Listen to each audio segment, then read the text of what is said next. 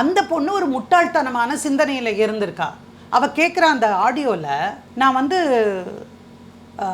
இவர்கிட்ட இல்லை, என்னை நான் டைவர்ஸ் பண்ணிவிட்டு வெளியே வந்துட்டா இன்னொருத்தனுக்கு கட்டி வச்சுருவாங்க, நான் இவனோட இருந்துட்டு அப்புறம் எப்படி அவனோட இருக்குது, உன்னை யார் போய் இருக்க சொன்னா?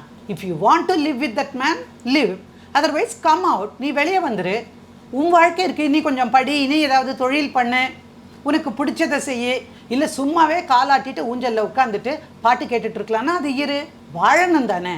இப்போ வாழ்கிறதுக்கு எத்தனையோ வழி இருக்கும்போது எதுக்காக போய் விஷம் குடித்து ரத்தங்கக்கி என்னத்துக்கு இதெல்லாம்?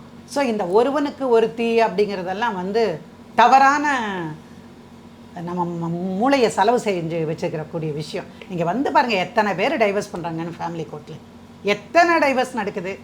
அதாவது ஒரு டைவர்ஸ் இல்லை, ஒரே ஆளுக்கு அடுத்த டைவர்ஸும் நான் வாங்கி கொடுத்துருப்பேன், 3 டைவர்ஸ் வரைக்கும் கூட நான் வாங்கி கொடுத்துருக்கேன். அப்படின்னா வாழ முடியலை. வாழ முடியாத சூழலில் பெண்கள் டைவர்ஸ் பண்ணக்கூடாதா?